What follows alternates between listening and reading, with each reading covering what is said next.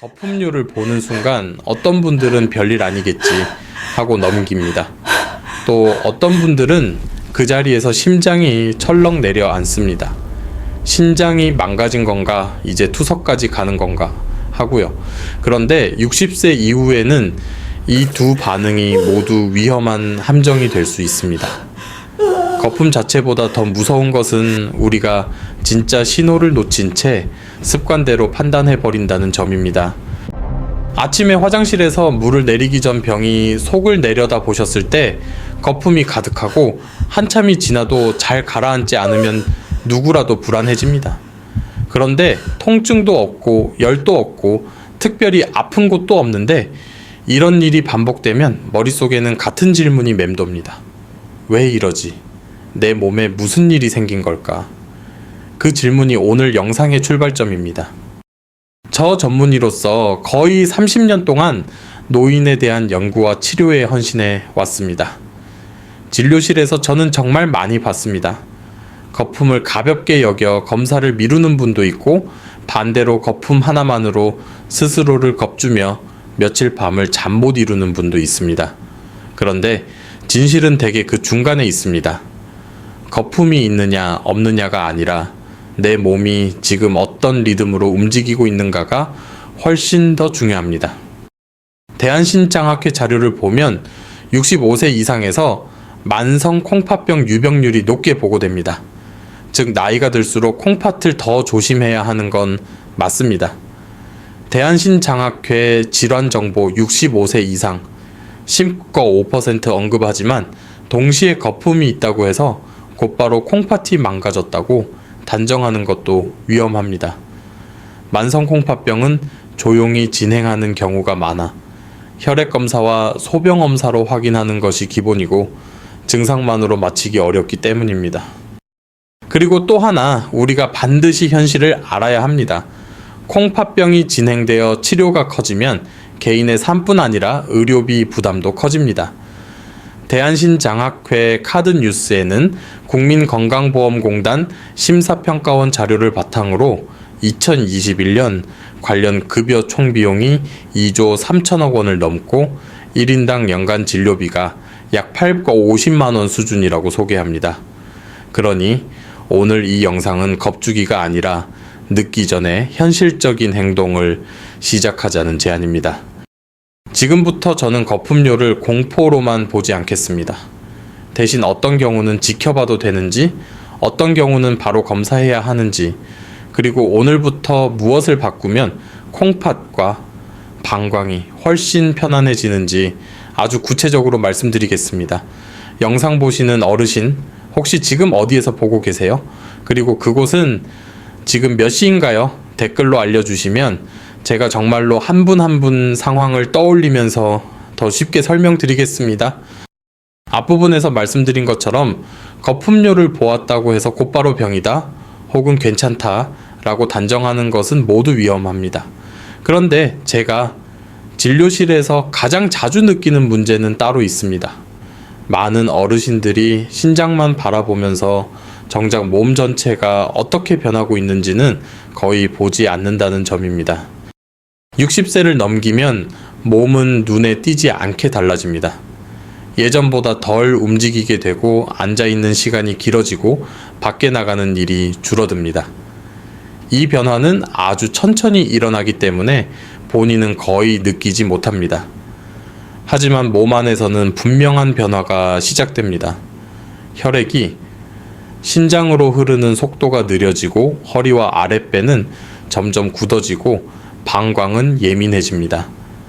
신장은 아프다고 말하지 않지만 예전보다 훨씬 무거운 일을 하고 있는 상태가 됩니다. 이때 나타나는 변화 중 하나가 바로 소변의 흐름입니다. 어떤 날은 유난히 세게 나오고 어떤 날은 평소보다 진하게 느껴집니다. 이 과정에서 공기가 섞이고 거품이 생기기 쉬워집니다. 중요한 것은 이 거품이 반드시 병에서 시작되는 것은 아니라는 사실입니다. 통증도 없고 붓기도 없고 전신 증상도 없는데 거품만 반복된다면 가장 먼저 의심해야 할 것은 신장의 손상보다 몸이 너무 오래 멈춰 있었는가입니다. 실제로 제가 만났던 많은 60대, 70대 환자분들 중에는 검사상 큰 이상이 없는데도 거품료를 호소하는 경우가 적지 않았습니다. 공통점은 하나였습니다. 하루 대부분을 앉아서 보내고 걷는 시간은 짧고 허리와 골반이 거의 움직이지 않는 생활을 오래 유지하고 있었다는 점입니다. 이런 상태에서는 신장이 직접 아프지 않아도 소변을 밀어내는 압력이 불안정해지고 그 결과 거품이 쉽게 생깁니다. 그래서 저는 항상 이렇게 말씀드립니다. 거품이 보인다고 해서 바로 겁먹을 필요는 없습니다. 하지만 아무 생각 없이 넘겨서도 안 됩니다. 거품은 병의 확정 신호가 아니라 몸의 리듬이 어긋나기 시작했다는 작은 경고일 수 있습니다. 이 신호를 어떻게 해석하느냐에 따라 앞으로의 건강 방향이 완전히 달라질 수 있습니다. 이제 다음 이야기에서는 많은 분들이 특히 자주 빠지는 오해들, 즉 거품료에 대해 우리가 잘못 알고 있는 생각들을 하나씩 짚어보겠습니다. 여기에서 생각이 바로 잡히지 않으면 아무리 노력해도 방향을 잘못 잡게 됩니다. 앞에서 말씀드린 내용을 이해하셨다면 이제 반드시 짚고 넘어가야 할 부분이 있습니다. 바로 거품료를 둘러싼 생각의 오류입니다. 이 오해들이 정리되지 않으면 어떤 분은 쓸데없이 불안해지고 어떤 분은 정말 필요한 시기를 놓치게 됩니다. 그리고 이 두 경우 모두 60세 이후에는 치명적일 수 있습니다. 가장 흔한 오해는 거품이 보이면 곧바로 신장이 망가졌다고 생각하는 것입니다. 진료실에서 저는 이런 질문을 정말 자주 듣습니다. 선생님, 거품이 이렇게 많은데 신장이 이미 많이 나빠진 것 아닌가요? 하지만 실제로 신장이 손상되기 시작했을 때 몸은 거품 하나만 보내지 않습니다. 다리가 붓거나 이유 없이 깊은 피로가 오래 가거나 소변량이 점점 줄어드는 등 다른 신호들이 함께 나타나는 경우가 많습니다. 거품만 단독으로 나타나는 경우는 생각보다 흔하고 그 원인도 훨씬 다양합니다. 두 번째 오해는 모든 것을 음식 탓으로 돌리는 생각입니다. 어제 짠 음식을 먹어서 단백질을 많이 먹어서 그랬을 거라고 쉽게 결론을 내립니다. 물론 음식이 영향을 전혀 주지 않는 것은 아닙니다. 하지만 60세 이후에는 음식보다 더 큰 영향을 미치는 요소가 있습니다. 바로 몸의 움직임과 순환입니다. 하루 종일 거의 움직이지 않은 상태에서 식단만 바꾼다고 해서 소변의 흐름이 안정되기는 어렵습니다. 이 점을 이해하지 못하면 계속 식단만 바꾸다가 정작 중요한 부분을 놓치게 됩니다. 세 번째 오해는 아프지 않으니 문제없다는 생각입니다. 젊을 때는 통증이 신호였을지 모릅니다. 하지만 나이가 들수록 몸은 통증 대신 다른 방식으로 말을 겁니다. 잠이 얕아지고 손발이 차가워지고 피로가 쉽게 쌓이고 소변의 모양과 흐름이 달라집니다. 거품은 바로 이 조용한 신호 중 하나일 수 있습니다. 큰 병이라는 뜻은 아니지만 몸이 예전과 같은 방식으로 작동하지 않는다는 사실을 알려주는 표시입니다. 이런 오해들이 위험한 이유는 하나입니다. 불필요한 공포는 몸을 더 굳게 만들고 근거 없는 안도는 변화를 미루게 만들기 때문입니다. 신장은 조용한 장기입니다. 갑자기 망가지는 경우보다 서서히 부담이 쌓이는 경우가 훨씬 많습니다. 그래서 거품을 볼 때 가장 중요한 태도는 과장된 공포도 무관심도 아닌 정확한 이해입니다. 이제 다음 부분에서는 왜 많은 경우 거품이 신장 자체보다 방광과 근육 그리고 순환의 문제에서 시작되는지 몸 안에서 실제로 어떤 일이 벌어지고 있는지를 차분하게 설명드리겠습니다. 이 원리를 이해하셔야 이후에 말씀드릴 해결 방법도 자연스럽게 받아들이실 수 있습니다. 앞부분에서 말씀드린 오해들이 왜 그렇게 흔한지 이해하려면 이제 몸 안에서 실제로 무슨 일이 벌어지고 있는지를 차분히 들여다봐야 합니다. 많은 분들이 신장을 하나의 독립된 기관처럼 생각하지만 신장은 결코 혼자 일하지 않습니다. 신장은 혈관, 근육, 방광, 그리고 호흡과 항상 함께 움직입니다. 이 연결고리가 흐트러질 때 거품이라는 형태로 신호가 나타나는 경우가 많습니다. 나이가 들수록 가장 먼저 변하는 것은 속도입니다. 심장이 피를 내보내는 힘이 아주 조금씩 느려지고 그 결과 신장으로 들어가는 혈류도 예전만큼 빠르지 않습니다. 여기에 오래 앉아있는 생활이 더해지면 허리 아래와 골반 주변의 근육은 점점 굳어갑니다. 이 근육들은 단순히 자세를 지탱하는 역할만 하는 것이 아닙니다. 소변이 부드럽게 흐르도록 압력을 조절해주는 중요한 조절 장치이기도 합니다. 이 조절이 깨지면 어떤 일이 생길까요? 방광은 일정한 리듬을 유지하지 못하고 소변이 한 번에 강하게 뿜어져 나오는 순간이 잦아집니다. 바로 이 순간에 공기가 섞이고 거품이 생기기 쉬워집니다. 통증이 없는 이유는 간단합니다. 이 과정은 염증이나 손상이 아니라 기능의 불균형에서 시작되기 때문입니다. 그래서 많은 어르신들이 아픈 데는 없는데 왜 이러지? 라고 느끼게 됩니다. 특히 잘 알려지지 않은 사실 하나가 있습니다.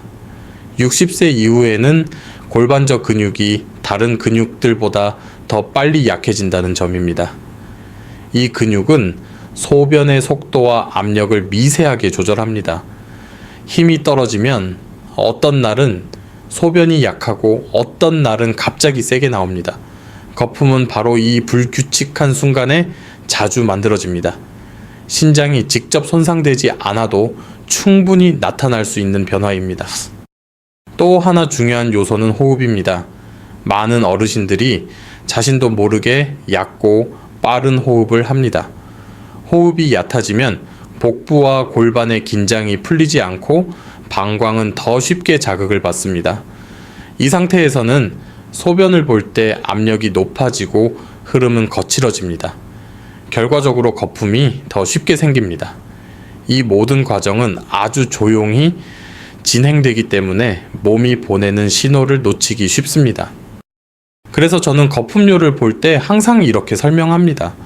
이것은 단순히 신장의 문제가 아니라 순환 근육 호흡이 함께 만든 결과일 수 있다고 말입니다. 이 원리를 이해하면 왜 약을 먹기 전에 몸을 먼저 움직여야 하는지, 왜 가볍고 느린 변화가 중요한지도 자연스럽게 이해하게 됩니다. 이제 다음 부분에서는 이런 원리를 바탕으로 왜 강한 운동이 아니라 가벼운 움직임이 60세 이후에 몸에 더 잘 맞는지, 그리고 어떤 방식이 신장과 방광을 실제로 편안하게 만드는지 구체적으로 이야기해 보겠습니다. 이제 많은 분들이 이렇게 생각하실 수 있습니다. 그렇다면 운동을 열심히 하면 되겠구나. 하지만 여기에서 또 하나의 큰 함정이 기다리고 있습니다. 60세 이후에 몸에 강한 운동은 반드시 좋은 해답이 아닙니다.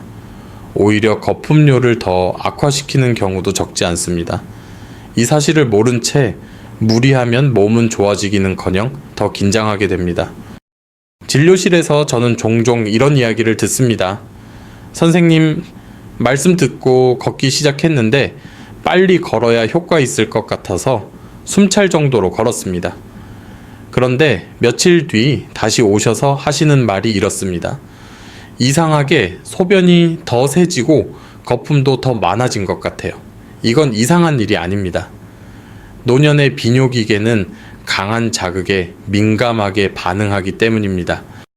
강한 운동을 하면 심장은 빨리 뛰고 호흡은 얕아지고 복부와 골반 근육은 반사적으로 긴장합니다. 이 긴장은 방광을 더 쉽게 수축시키고 소변이 한 번에 강하게 분출되도록 만듭니다. 바로 이 순간에 거품이 늘어납니다. 신장이 나빠져서가 아니라 몸이 과도한 자극을 받았기 때문에 나타나는 변화입니다. 반대로 가볍고 느린 움직임은 전혀 다른 반응을 만듭니다. 천천히 걷고 숨을 고르고 허리와 골반을 부드럽게 풀어주면 몸은 안전하다고 느끼기 시작합니다. 심박은 안정되고 복부는 이완되고 방광은 과도한 수축을 멈춥니다. 이 상태에서 소변은 더 고르고 부드럽게 흐릅니다. 거품이 줄어드는 이유는 신장이 갑자기 강해져서가 아니라 신장이 떠안고 있던 부담이 줄어들었기 때문입니다. 여기에서 많은 어르신들이 놀라십니다. 이렇게 가볍게 움직였는데도 효과가 있나요? 저는 단호하게 말씀드립니다. 오히려 이 정도의 자극이 60세 이후의 몸에는 가장 정확합니다. 나이가 들수록 몸은 큰 변화보다 작은 변화에 더 빨리 반응합니다. 문제는 우리가 그 사실을 믿지 않으려 한다는 점입니다. 운동은 몸을 단련하는 도구가 아니라 몸의 리듬을 되찾아주는 수단입니다. 특히 신장과 방광은 힘으로 밀어붙이는 것을 원하지 않습니다. 안정, 따뜻함, 반복되는 부드러움을 원합니다.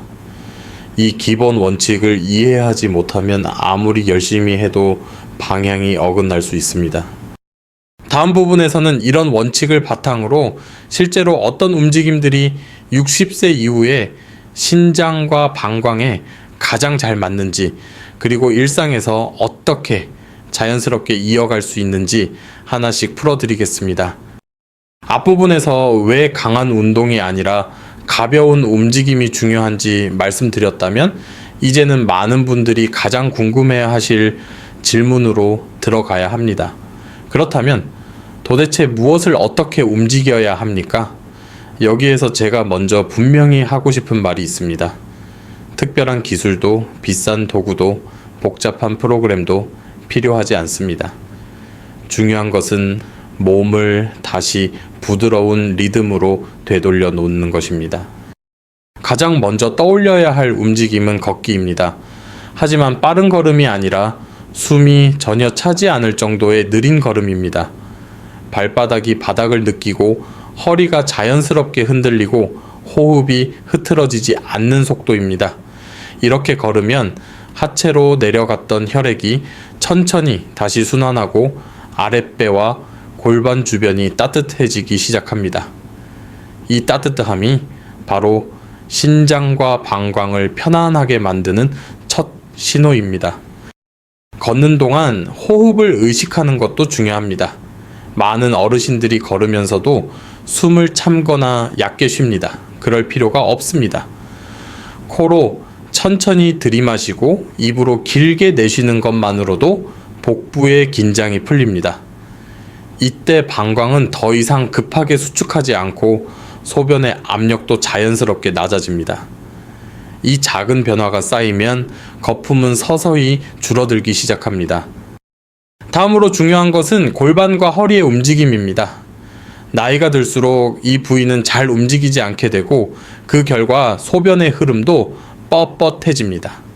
서 있거나 앉은 상태에서 허리를 크게 쓰지 않고도 아주 작은 범위로 골반을 부드럽게 움직이는 것만으로 충분합니다. 이 움직임은 신장을 직접 자극하는 것이 아니라 신장으로 가는 길을 열어주는 역할을 합니다. 또 한 가지 많은 분들이 오해하는 부분이 있습니다. 바로 골반저 근육입니다. 흔히 여성만의 문제라고 생각하지만 60세 이후에는 남성에게도 매우 중요합니다. 소변을 억지로 참거나 힘으로 밀어내지 않고 가볍게 조였다가 풀어주는 감각을 익히는 것만으로도 소변의 속도와 압력이 훨씬 안정됩니다. 이 안정감이 바로 거품을 줄이는 핵심입니다. 여기에 허리를 부드럽게 늘려주는 짧은 동작을 더하면 효과는 더 분명해집니다.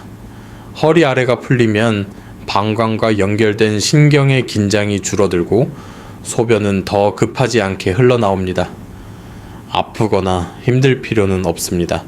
몸이 괜찮다고 느낄 정도면 충분합니다. 이 모든 움직임의 공통점은 하나입니다. 세지 않고 빠르지 않고 억지로 하지 않는다는 점입니다. 이런 움직임은 하루 이틀 만에 극적인 변화를 약속하지 않습니다. 대신 몸의 리듬을 조금씩 되돌려 놓습니다. 그리고 그 리듬이 돌아오기 시작할 때 많은 어르신들이 가장 먼저 느끼는 변화가 바로 소변의 흐름과 거품입니다. 다음 부분에서는 이런 움직임만으로는 부족한 이유, 그리고 운동보다 더 큰 영향을 미치는 일상 속 작은 습관들에 대해 이야기해 보겠습니다. 여기까지 이해하셨다면 이제 방향은 거의 잡혔다고 보셔도 됩니다. 지금까지의 이야기를 잘 따라오셨다면 많은 분들이 이런 생각을 하실 겁니다. 운동만 조금 하면 되겠구나. 하지만 여기에서 또 하나의 중요한 진실이 있습니다. 실제로 거품료를 좌우하는 것은 운동 그 자체보다 하루에 반복되는 아주 작은 생활 습관들인 경우가 훨씬 많습니다. 이 습관들이 바뀌지 않으면 아무리 좋은 움직임을 해도 효과가 더디게 나타납니다. 가장 먼저 짚어야 할 것은 물을 마시는 방식입니다. 많은 어르신들이 물을 많이 마시면 신장이 깨끗해진다고 믿고 특히 저녁이나 밤에 한꺼번에 물을 드시는 경우가 있습니다. 하지만 나이가 들수록 몸은 이런 방식을 좋아하지 않습니다. 밤에 물을 많이 마시면 잠이 얕아지고 야간에 소변을 보러 자주 일어나게 되며 아침 첫 소변은 더 진해집니다. 이 진한 소변이 강한 압력으로 나오면 거품은 훨씬 더 쉽게 생깁니다. 그래서 중요한 것은 양이 아니라 리듬입니다. 낮 동안에 조금씩 나누어 마시고 저녁이 되면 몸이 쉴 준비를 할 수 있도록 물의 양을 자연스럽게 줄여주는 것입니다. 이렇게만 바꿔도 아침 소변의 느낌이 달라졌다고 말씀하시는 분들이 적지 않습니다. 이것은 신장을 억지로 자극하는 것이 아니라 신장이 쉬는 시간을 존중해주는 방법입니다. 또 하나 많은 분들이 무심코 반복하는 습관이 있습니다. 바로 소변을 참는 것입니다. 집안일을 하다가 텔레비전을 보다 말고 혹은 귀찮아서 조금 더 참는 경우가 많습니다. 하지만 소변을 오래 참으면 방광은 과도하게 늘어나고 결국 소변을 볼 때 한 번에 강하게 분출됩니다. 이 강한 분출이 반복될수록 거품은 더 쉽게 만들어집니다. 아무리 운동을 해도 이 습관이 남아있으면 변화는 제한적일 수밖에 없습니다. 관찰하는 방식도 중요합니다. 많은 어르신들이 아침 소변만 보고 걱정합니다. 하지만 아침 소변은 밤새 물을 마시지 않았기 때문에 원래 더 진할 수 있습니다. 오후나 저녁에 소변이 맑고 거품이 적다면 그것만으로도 몸의 상태를 다르게 해석해야 합니다. 하루 전체를 보지 않고 한순간만 보고 판단하는 것은 불필요한 걱정을 키우는 원인이 됩니다. 때로는 아주 단순한 외부 요인도 거품처럼 보이게 만들 수 있습니다. 병이 안에 남아있던 세제 물때 혹은 물을 내리는 방식에 따라 거품이 더 눈에 띄는 경우도 있습니다. 나이가 들면 시력이 예전 같지 않기 때문에 이런 차이를 구분하기 어려울 수 있습니다. 그래서 걱정되기 전 한 번 더 물을 내려 확인해 보는 습관도 도움이 됩니다. 이런 작은 습관들은 하나하나 보면 사소해 보입니다. 하지만 이들이 매일 반복되면 신장과 방광이 받는 부담은 크게 달라집니다. 몸은 큰 결단보다 이런 일상의 반복에 훨씬 더 민감하게 반응합니다. 그래서 거품을 줄이는 길은 특별한 치료보다도 이런 기본적인 리듬을 바로잡는 데서 시작됩니다. 오늘 말씀드린 내용을 한 문장으로 정리하면 이것입니다. 거품료는 항상 큰 병의 신호는 아니지만 절대 무시해서도 안 되는 몸의 메시지입니다. 특히 60세 이후에는 몸이 통증 대신 아주 조용한 방식으로 말하기 시작합니다. 거품은 그중 하나일 수 있습니다. 신장은 갑자기 망가지는 기관이 아닙니다. 대부분은 오랫동안 쌓인 부담 속에서 서서히 지칩니다. 그래서 해결책도 급하고 강할 필요가 없습니다.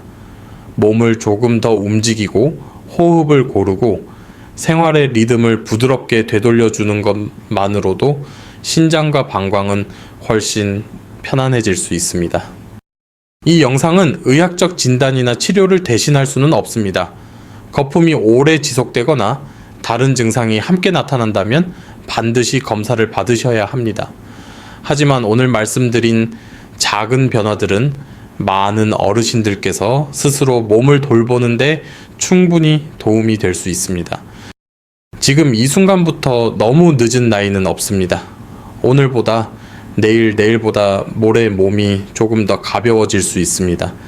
이 영상이 도움이 되셨다면 좋아요와 구독으로 응원해 주시고 댓글에 지금 계신 곳과 시간을 남겨주세요.